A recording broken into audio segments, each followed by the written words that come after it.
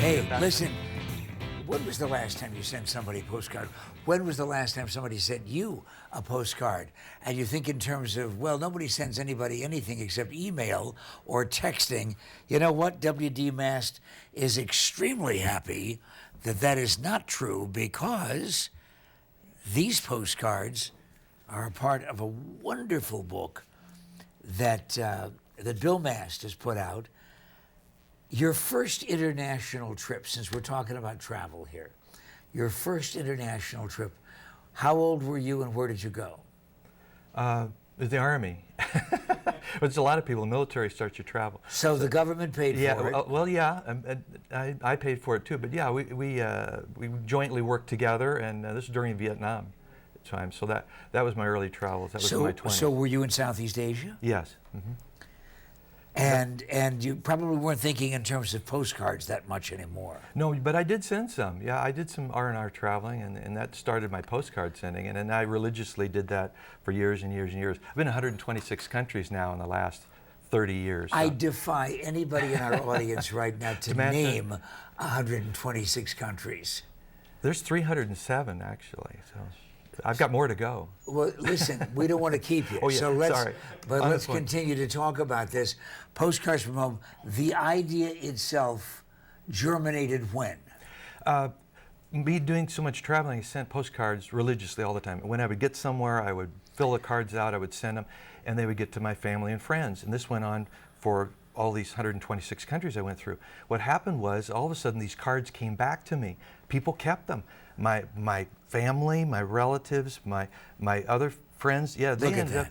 Where is that? Do you remember? That's in the Maldive Islands in the Indian Ocean.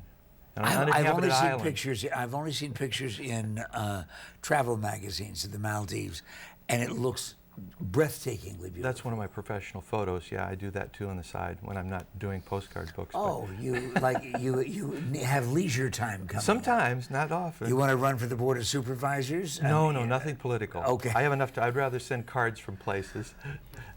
But the postcard idea then came out of the simplicity of what we all do: send and receive postcards. Great, yeah, it's a little visual communicator, isn't it? I mean, we send it, you scribble some notes on it. Yeah. Most of them couldn't read mine. Yeah, but I got criticized. But we don't come up with write a book.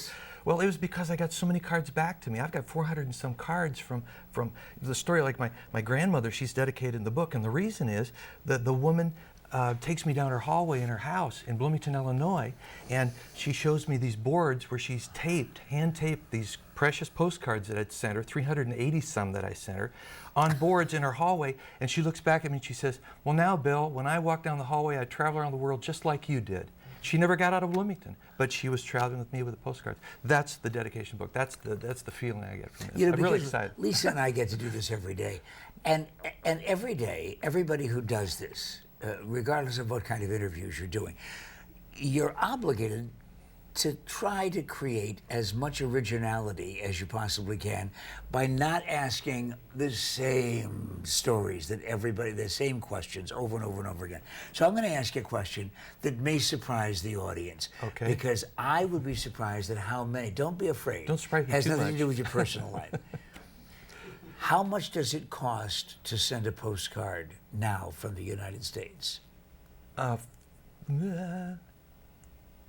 38 cents or something. Oh, I asked the postcard guy something that stumped him. Yeah, I don't know U.S. I had to figure out all the international rates. Well, you know what? I really don't have any idea how much a letter costs anymore because we do it so rarely.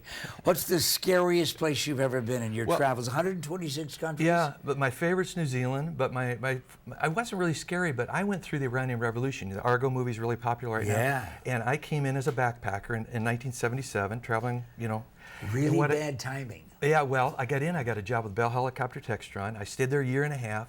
Well, in January of '79, when everything's getting hot, the Shah had left, Pandora's box was open. All of a sudden, the embassy's taken over, the hostages are released. This is the first time, not the one in the movie Argo. And State Department orders evacuation. I bring my people from Kermanshah, where I was working on a field site, bring them up to Tehran. We sit there in a shot-out Hilton hotel where the machine guns have taken the windows out.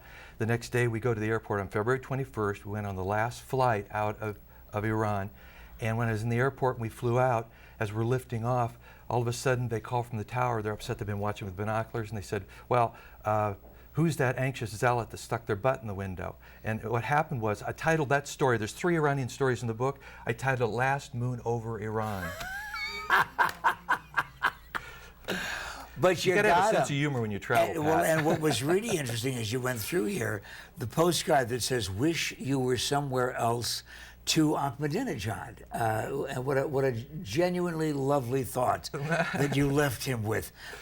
You don't seem to be afraid of any destination. No, no. I've survived through so much, and I've been so lucky, so fortunate. I guess when you do the right thing, it's karma, you know, you survive. Okay, you had a lot of countries left to go, even though you've been in 126.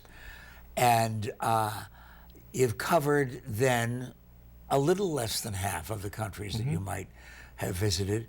If tomorrow cost was no option whatsoever, where would you go?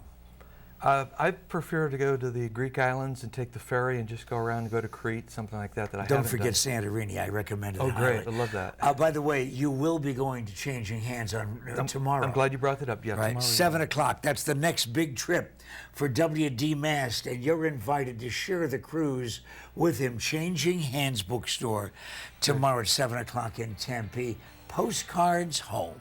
Thank you, Pat.